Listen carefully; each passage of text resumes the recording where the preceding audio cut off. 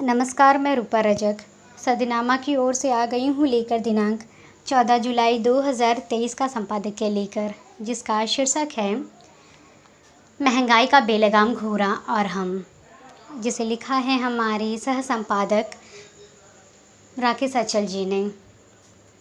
लेखक ग्वालियर रहते हैं। आज बात करते हैं महंगाई की। जनता को किसी चीज़ ने उतना प्रभावित नहीं किया जितना महंगाई ने। आजकल बाज़ार में सभी चीज़ों का दाम बढ़ते जा रहा है। आलू, प्याज, टमाटर, मिर्ची आसमान छू रहे हैं इनके दाम। आम जनता इसके पाट में पिसे जा रहे हैं। इस महंगाई का दंश किसे सहना पड़ रहा है? आप और हमें। और जानते हैं इस संबंध में क्या कहते हैं हमारी संपादक महोदय। दुनिया में महंगाई एक ऐसा अश्व यानी घोड़ा है जिसका कोई मालिक नहीं है। कोई सरकार इस घोड़े की लगाम थामने में आज तक कामयाब नहीं हुई। पहले इस महंगाई के घोड़े की लगाम कसने के लिए जनता भी हड़ताल और आंदोलन कर सरकार पर दबाव बनाती थी, किंतु अब जनता ने महंगाई को अपना नसीब मान लिया है। भारत में महंगाई भगवान का कोप मानी जाती है। कोई भी अब इसे सरकार की नाकामी नहीं मानता। माने भी कैसे, ये तो अजर और अमर हैं। भारत में जून महीने से खाने पीने के सामान महंगा हो गया है, जिसकी वजह से खुदरा महंगाई दर में फिर से इजाफा हो गया, लेकिन किसी ने छू तक नहीं की। पिछले कुछ महीने से सीपीआई के आंकड़ों में गिरावट देखने को मिल रही थी, लेकिन जून महीने में इनमें इजाफा हो गया। खाद्य उत्पादों की कीमतें बढ़ने से जून में खुदरा मुद्रास्फीति बढ़कर 3 महीने के उच्चतर 4.81% पर पहुंच गई। हमारी सरकार या सरकारें न महंगाई को रोक पाती है और न मुद्रास्फीति को। दोनों अपने आप आसमान छूती हैं। दरअसल घोड़े महंगाई से पुराने हैं। उपलब्ध सूचनाएं बताती है कि मनुष्य ने ईसा पूर्व 4000 साल पहले ही घोड़े पालना शुरू कर दिया था। तब ना बाजार था और ना महंगाई, सरकार तो थी ही नहीं। कालांतर में यही घोड़ा जनता के लिए मुसीबत बन गई है। घोड़े 2 प्रकार के होते हैं, एक पालतू, दूसरा जंगली। पालतू घोड़े के मुंह में आदमी लगाम लगा सकता है, लेकिन जंगली घोड़ा बेलगाम होते हैं, ठीक नीलगाय की तरह। जंगली घोड़ा वैसे तो अब लुप्त हो गए हैं, किंतु उसने आबादी को ही जंगल समझ लिया है। जंगली घोड़ा ही कालांतर में महंगाई का अवतार है। महंगाई के घोड़े की लगाम भले ही सरकार के हाथ में ना हो, लेकिन महंगाई के घोड़े ने कितनी चर लिया है, इसकी जानकारी सरकार के पास ज़रूर होती है। इसे अर्थशास्त्र की भाषा में उपभोक्ता मूल्य सूचकांक कहते हैं। सरकार ने बुधवार को उपभोक्ता मूल्य सूचकांक पर आधारित मुद्रास्फीति के आंकड़े जारी किए तो पता चला कि मई यानी आषाढ़ में खुद मुद्रास्फीति 4.31% रही, जबकि साल भर पहले जून 2022 में यह 7% थी। किंतु जून में खाद्य उत्पादों की मुद्रास्फीति 4.49% रही, जबकि मई में यह 2.96% थी। सीपीआई में खाद्य उत्पादों का भारांक लगभग आधा होता है। जून में खुदरा मुद्रास्फीति की दर बढ़ने के बावजूद यह भारतीय रिजर्व बैंक के 6% के संतोषजनक स्तर के नीचे है। अब ऐसे में जनता असंतुष्ट कैसे हो सकती है? विसंगति ये है कि महंगाई के घोड़े की चाल की समीक्षा जनता नहीं, हमारी रिजर्व बैंक करती है। सरकार ने रिजर्व बैंक को खुदरा मुद्रास्फीति को 2% घट-बढ़ के साथ 4% तक सीमित रखने की दायित्व सौंपा हुआ है। रिजर्व बैंक खुदरा मुद्रास्फीति के आंकड़े को ध्यान में रखते हुए द्विमासिक मौद्रिक समीक्षा करती है। महंगाई का घोड़ा आपका टमाटर, जीरा, दाल, तेल, दवाई यानी जो मनुष्य के इस्तेमाल की चीज़ें हैं, सभी पर अपना असर छोड़ता है।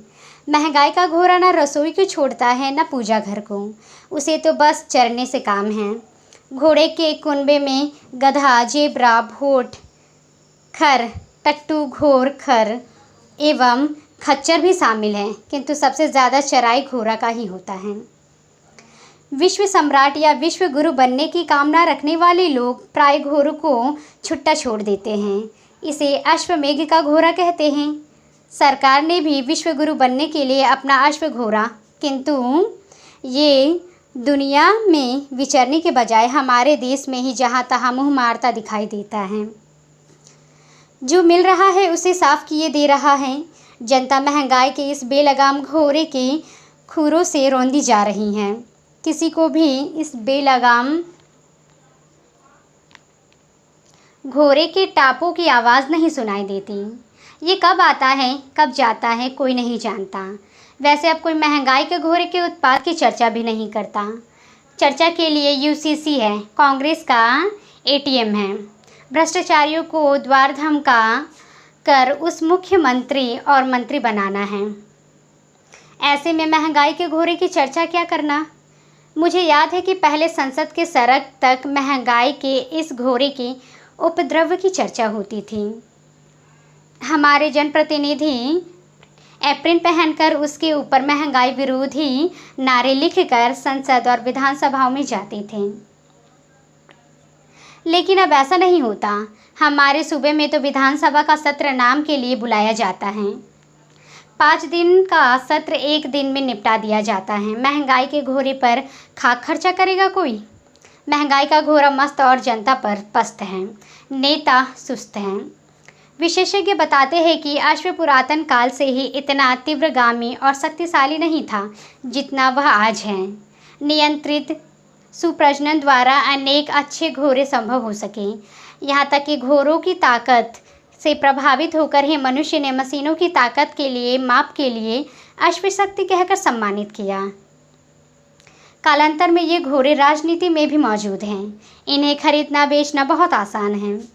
राजनीति में ये घोड़ा यानी जनप्रतिनिधियों की खरीद फरोख्त को हॉर्स ट्रेडिंग कहा जाता है।